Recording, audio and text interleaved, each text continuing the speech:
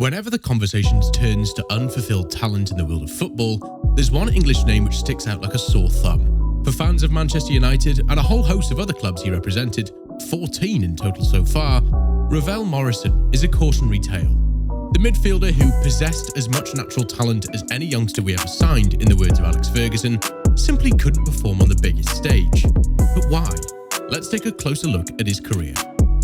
So where did it all begin for Morrison? The reason why most footballers don't make it is a simple one. They're just not good enough. This is an accusation that has never been levelled at Morrison. The man born in Wythenshawe, just next to Manchester Airport for those unfamiliar with the geographical layout of Manchester, signed on as a first-year scholar back in 2009, before turning pro on his 17th birthday the following February. According to United defender Rio Ferdinand, then manager Alex Ferguson thought he was the best player he had seen at that age. When you consider the fact that Ferguson was at the helm when the class of '92 blossomed in the early mid-90s, then that is high praise indeed. The future appeared to be bright for Morrison in October 2010, as he was handed his first team debut as a substitute for Korean midfielder Park Ji-sung.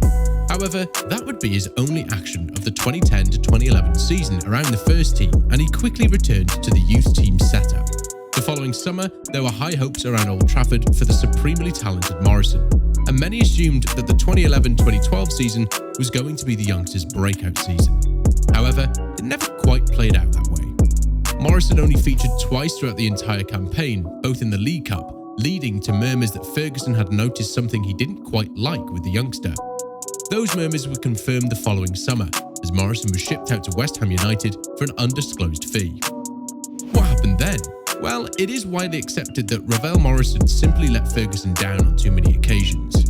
In an interview a few years back, United legend Wayne Rooney explained that Morrison was better than any other player coming through at that time, including perennial letdown Paul Pogba and Jesse Lingard, who has absolutely made the best of the cards he was dealt talent-wise. Rooney, though, suggested that Morrison couldn't keep it together off the field, which the player himself appeared to agree with when reacting to United's all-time leading goalscorer's comments. He freely admits to sometimes skipping training, using the terrible excuse because I was there from the under-9s. Of course, these two things are not mutually exclusive. The youngster had other more serious problems during his youth career, however. In early 2011, Morrison was convicted after it was found he had intimidated the witness of a knife-point robbery. He was ordered to pay £1,500 in costs and given a 12-month referral order. United decided to stand by him as they could see the massive potential he had to offer, metaphorically spitting in the face of the victim. In hindsight, that was probably the wrong choice. Having been given a serious wake-up call, many players would have used that to get their careers back on track. Not Ravel Morrison, though. Soon after, he was in trouble once again, this time on a criminal damage beef after throwing his girlfriend's phone out of her parents' window. Once again, the youngster was sent to Salford's youth offending team for domestic violence counselling before being fined. United stood firm. So, what was the straw that broke the camel's back? Depending on who you speak to, it could have been any one of the number of incidents which ended Morrison's Manchester United career. In February 2012, after spending the majority of the season around the first-team squad without playing a league game, the FA charged Morrison after he posed a homophobic threat on Twitter. Of course, there's no room for this sort of behaviour, and Morrison racked up yet another fine. Looking from the outside in regarding Morrison and his United career, it astonished that none of the other professionals around the club took him to one side and gave him a serious talking to. I mean, some of them probably tried, but to what extent we don't know. Any youngster coming through the ranks at a club like Manchester United, with players such as Gary Neville, Rio Ferdinand, Nemanja Vidic, who Morrison reportedly once nutmegged 3 times in 1 minute in training, Ryan Giggs and Wayne Rooney around the place would have had a wealth of experience to call upon. Did these players do enough to keep him on the straight and narrow? Rooney was himself a wayward teen on the rough streets of Liverpool's Croxteth neighbourhood. He surely would have seen the path Morrison was going down. Could he have stepped in as a senior player and offered more guidance? The fact that Morrison now turns out for DC United, managed by Rooney, could be evidence that the United legend thinks he owes Morrison. We may never know.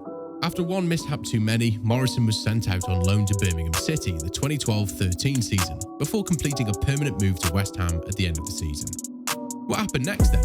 West Ham would have been viewed by many as a good opportunity for Morrison. Having recently been promoted from the Championship, the Hammers represented a chance for Morrison to get his head down and play. West Ham have always been a footballing side, so a player with the ability of Ravel Morrison would have been expected to flourish while simultaneously being one of their main men. Of course, it didn't quite play out like that. Again, looking back, it probably wasn't the best idea for a young kid who couldn't stay out of trouble to head to the bright lights of the capital city. He has his family and his advisors to thank for that one. His first season at Upton Park wasn't a complete disaster, however, making 16 league appearances and scoring 3 goals. But for someone with the talent of Morrison, more would have been expected. One of the reasons why Morrison didn't succeed at the very top was the fact that he was so often caught in the wrong place, with the wrong people. After a while, his teammates, who were keeping it together, started to become exasperated with him. And then you and Ravel Morrison. I knew he was going to bring up that one. Have a little bust yeah, Lithuania. I remember that game, man. Like, he was just getting me mad. Like, it's just like, he was moving like, he was Ronaldinho and the rest of us are just no one. Like, he's getting the ball and he's just doing tricks, and the only time he passes it is if he really needs to. Yeah. And we're just stood there with our hands on our hips whilst he's going past 6 Lithuanian players. And it's just like, what are you doing? Which of course meant they were also losing confidence in him. Paddy Crerand, who coached United's youth team for the best part of 25 years, admitted to seeing flashes of George Best in his character. The difference being that Best actually won things and is widely regarded as one of United's best ever players. After once again proving that the rigours of Premier League football weren't for him, West Ham would send him packing, and his life as a journeyman truly began in earnest. Let's take a look at some of the reasons why he failed then.